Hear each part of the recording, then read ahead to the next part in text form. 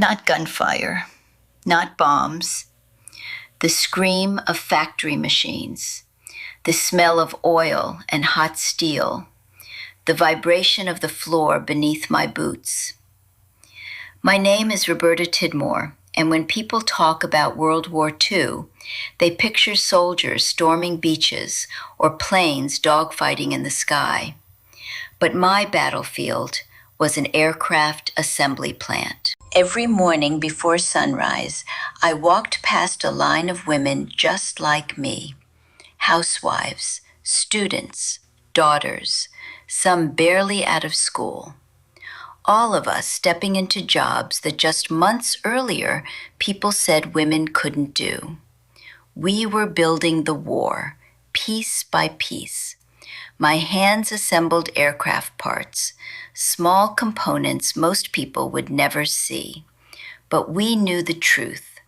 If we made one mistake, a plane might fail, a pilot might fall, a son might not come home. That kind of knowledge stays with you. We didn't think of ourselves as heroes. We were tired, our backs ached, our fingers were cut and burned, but quitting, that was never an option.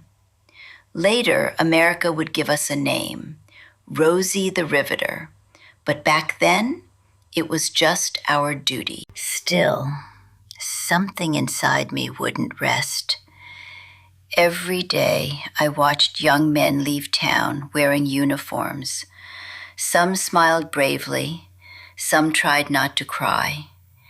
Mothers waved, fathers stood stiff and silent. I kept thinking, they're risking everything, and I'm standing here? Yes, I was helping. Yes, my work mattered.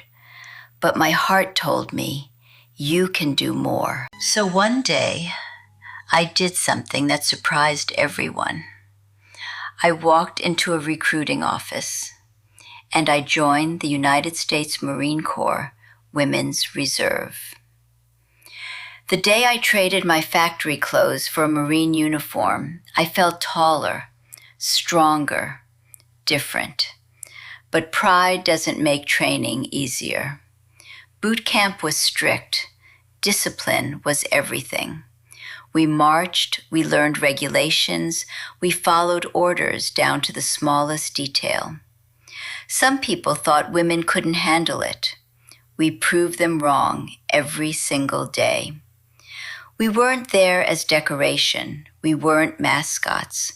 We were Marines. My primary duty became working as a driver.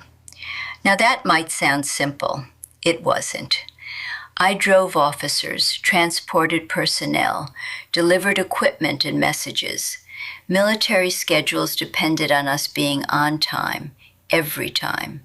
If I was late, operations could slow down, supplies could be delayed, orders might not reach where they needed to go. In war, even small delays matter. So I drove through heat, through long shifts, through exhaustion, engines roaring, tires humming against pavement, always moving. I served for over 2.5 years, mostly in California. While soldiers fought overseas, we kept the military machine running at home. No one fired at us, no bombs fell nearby. But don't mistake that for easy. We felt the war every day. Every telegram delivered somewhere, every casualty report, every empty seat at a dinner table. We carried the weight, even without the battlefield. There were nights I lay awake, staring at the ceiling, wondering where the planes I helped build had flown. Were the pilots safe? Did our work hold? Did something I assembled help someone make it home? You never really know. You just hope. Being a woman in uniform in the 1940s wasn't ordinary. People stared. Some doubted us. Some respected us. Some didn't understand. But every step we took in those uniforms said something powerful. We are capable. We are dependable. We are strong. We weren't asking for praise.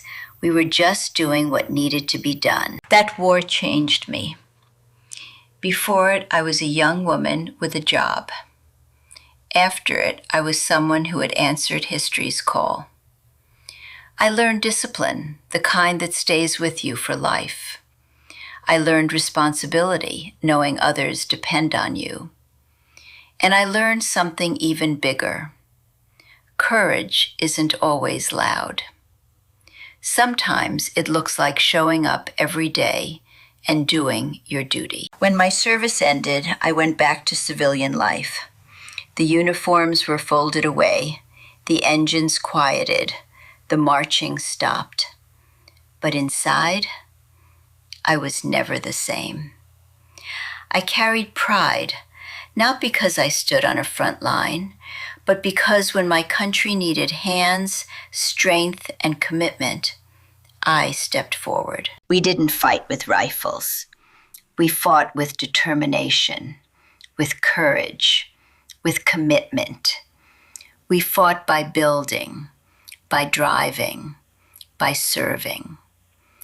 And if I had to make that choice again, to leave comfort behind, to step into the unknown, to carry responsibility instead of fear, I would answer the call the same way, every time. Because service isn't always about where you fight. Sometimes it's about why you serve.